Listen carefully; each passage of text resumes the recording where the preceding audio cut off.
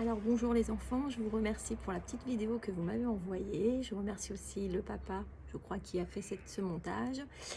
J'en profite pour souhaiter un très bon anniversaire un peu en retard à Suzanne. Et puis je vois que vous êtes des vrais artistes, que vous faites tous, enfin beaucoup d'entre vous font de la musique. Et merci, ça a été un super moment. Donc aujourd'hui, on va commencer notre première leçon comme ça, par vidéo. Donc je vous ai donné des petites images. Et je vous ai juste demandé de les mettre deux par deux, sans en dire plus, donc c'était pas très gentil. C'était pour voir un petit peu ce que vous aviez comme idée. Donc, j'ai mis les images devant, j'espère que vous les voyez. Alors, peut-être que certains d'entre vous ont mis cette image-là avec celle-ci, parce que sur ces deux images, il y a la mer.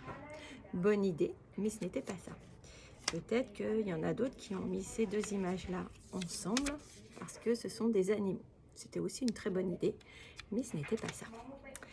Peut-être qu'il y en a qui ont mis le balai avec la souris, puisqu'on peut chasser la souris avec le balai, mais ce n'était pas ça. Alors, pour vous aider, je vais vous lire. Peut-être qu'il y en a qui ont trouvé, mais bon, pour vous aider, je vais vous dire ce que représente chaque dessin. Alors ici, on a le pain, la canne, la mer, la danseuse de ballet d'opéra, la mère de famille, qu'on voit pas très bien, voilà, la canne avec ses canetons, la souris, l'arbre qui s'appelle le pin, le port de pêche, le balai, la souris et enfin le porc. Donc si vous avez bien écouté, vous avez dû remarquer qu'il y a des mots que j'ai prononcés deux fois. Par exemple, donc là je vais vous les chercher. Par exemple, le pain que l'on mange et le pain l'arbre. Donc il fallait les mettre ensemble. Ensuite, la souris de l'ordinateur et la souris, l'animal. La canne et ses canetons avec la canne qui va m'aider pour marcher.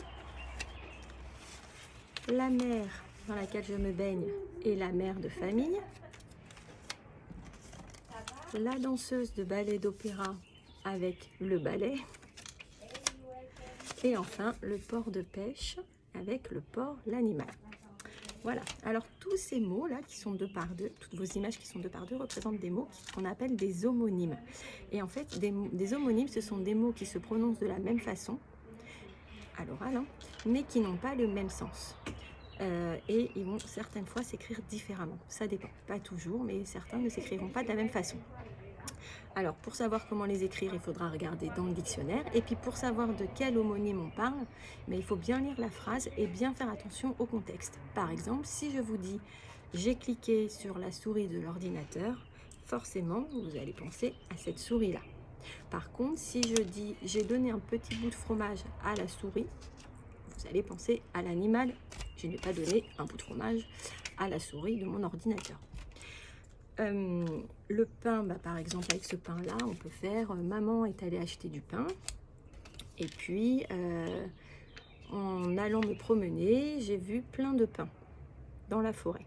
Voilà, des petites choses comme ça qui vont vous aider. Qu'est-ce que je peux vous dire de plus?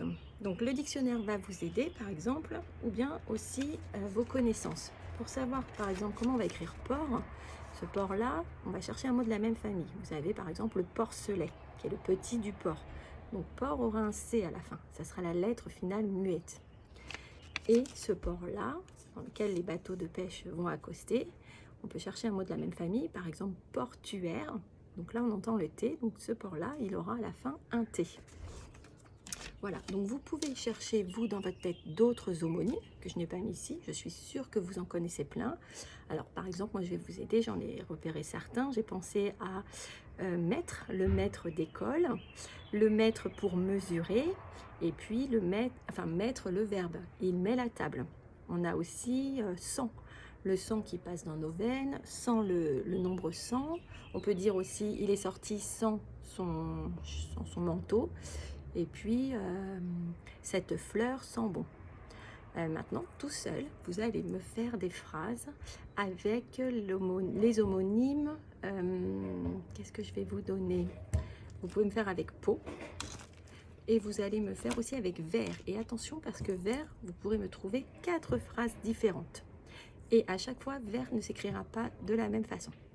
Voilà, donc je vous fais des gros bisous. J'espère que vous avez bien compris la leçon des homonymes. Donc je répète, ce sont des mots qui se prononcent de la même façon, qui ne vont pas s'écrire forcément pareil et qui ont des sens différents. Voilà, gros bisous à tous et à très bientôt.